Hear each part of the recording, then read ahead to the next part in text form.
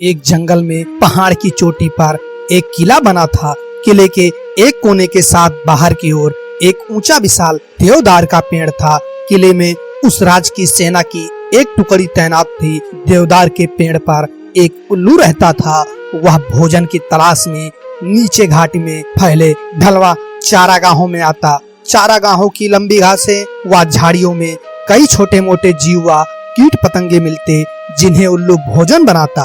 निकट ही एक बड़ी झील थी जिसमें हंसों का निवास था। उल्लू पेड़ पर बैठा झील को निहारा करता। उसे हंसों का तैरना व उड़ना मंत्रमुग्ध करता।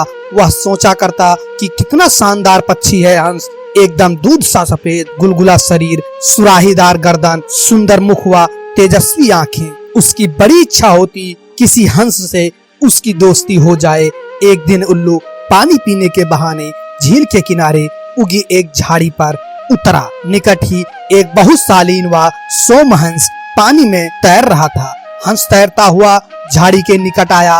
उल्लू ने बात करने का बहाना ढूंढा। हंस जी, आपकी आज्ञा हो तो पानी पी लूं, बड़ी प्यास लगी है। हंस ने चौंक कर उसे देखा और बोला, मित्र, पानी प्रकृति द्वारा सबको दिया गया वरदान है, इस पर किसी एक का अधिकार नहीं। उल्लू ने पानी पिया, फिर सिर हिलाया जैसे उसे निराशा हुई हो। हंस ने पूछा, मित्र, असंतुष्ट नजर आते हो, क्या प्यास नहीं बुझी? उल्लू ने कहा, हे हंस, पानी की प्यास तो बुझ गई। आपकी बातों से मुझे ऐसा लगा कि आप नीत व ज्ञान के सागर हैं। मुझ में उसकी प्यास जग गई, वह कैसे बुझेगी? हंस मुस्कुराया, मित्र, आप कभी भी यहाँ आ सकते हैं, हम बातें करेंगे। इस प्रकार मैं जो जानता हूँ वह आपका हो जाएगा और मैं भी आपसे कुछ सीखूंगा। इसके पश्चात हंस व उल्लू रोज मिलने लगे। एक दिन हंस ने उल्लू को बता दिया कि वह वास्तव में हंसों का राजा हंसराज है। अपना असली परिचय देने के बाद हंस अपने मित्र को निमंत्रण देकर अपने घर ले गया। शाही ठाठते खाने के लिए कमल व नरगिस के फूलों के व्यंजन परोसे गए और जाने क्या क्या दुर्लभ खाद्य थे। उल्लू को पता ही नहीं लगा। बाद में सौंफ इलायची की जगह मोती पेश किए गए। उल्लू दंग रह गया। अब हंसराज उल्लू को महल में ले जाकर खिलाने पिलाने लगा। रोज दावत उड़ती। उसे डर लगने लगा कि किसी दिन साधारण उल्लू समझकर हंसराज दोस्ती न तोड़ ले। इसलिए स्वयं को कंसराज की बराबरी का बनाए रखने के लिए उसने झूठ मूठ कह दिया कि वह भी उल्लुओं का राजा उल्लूक राज है। झूठ कहने के बाद उल्लू को लगा कि उसका भी फर्ज बनता है कि हंसराज को अपने घर बुलाए। एक दिन उल्लू ने दुर्ग के भीतर होने वाली गतिविधियों को गौर से देखा और उसके दिमाग में एक युक्ति आई। उसने दुर्ग की बातों को खूब ध्यान से समझा, सैनिकों के कार्यक्रम नोट किए। फिर वह चला हंस के पास। जब वह झील पर पहुंचा तब हंसराज कुछ हंसनियों के साथ जल में तैर रहा था। उल्लू को देखते ही हंस बोला, मित्र, आप इस समय? उल्लू ने उत्तर दिया, हाँ मित्र, मैं आपको आज अपना घर दिखाने व अपना मेहमान बनाने के लिए ले जाने आया हूँ। मैं कई बार आपका मेहमान बना हूँ, मुझे भी सेवा का मौका दो। हंस ने टालना चाहा, मित्र, इतनी जल्दी क्या है, फिर कभी चलेंगे। उल्लू ने कहा, आज तो आपको लिए बिना नहीं जाऊंगा। हंसराज को उल्लू के साथ जाना ही पड़ा। पहाड़ की चोटी पर बने किले की ओर इशारा कर उल्लू उड़ते उड़ते बोला, वह मेरा किला है।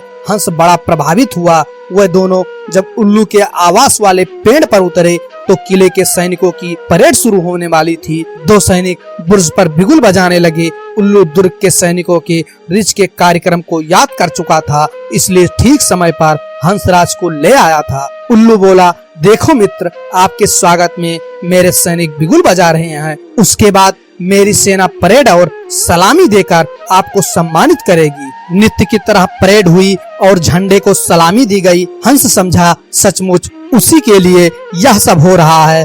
अतः हंस ने गदगद होकर कहा, धन्य हो मित्र, आप तो एक सूरवीर राजा की भांति राज कर रहे हो। उल्लू ने हंसराज पर रौब डाला, मैंने अपने सैनिकों को आदेश दिया है कि जब तक मेरे परम मित्र राजा हंसराज मेरे अतिथि हैं तब तक इसी प्रकार रोज बिगुल बजे व सैनिकों की परेड निकले। उल्लू को पता था कि सैनिक का यह रोज का काम है। दैनिक नियम है।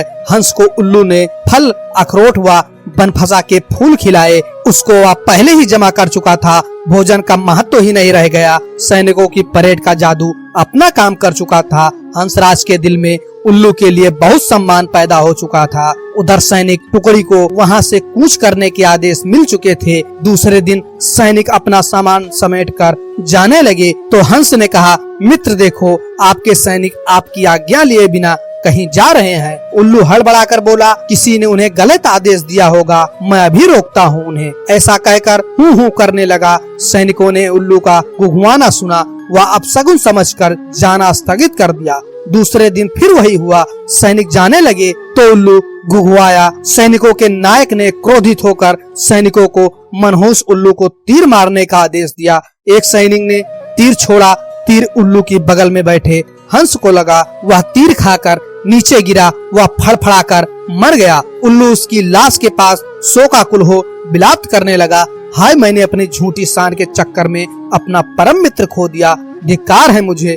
उल्लू को आसपास की खबर से बेसुध होकर रोते देखकर एक सियार उस पर झपटा और उसका काम तमाम कर दिया। इस कहानी से हमें यह सीख मिलती है, झूठी शान महंगी पड़ती है। कभी भी झूठी शान के चक्कर में मत पड़ो।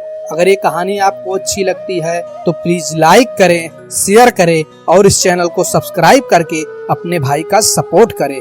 Thank you. जय माता दी, जय श्री कृष्णा, जय हिंद दोस्तों।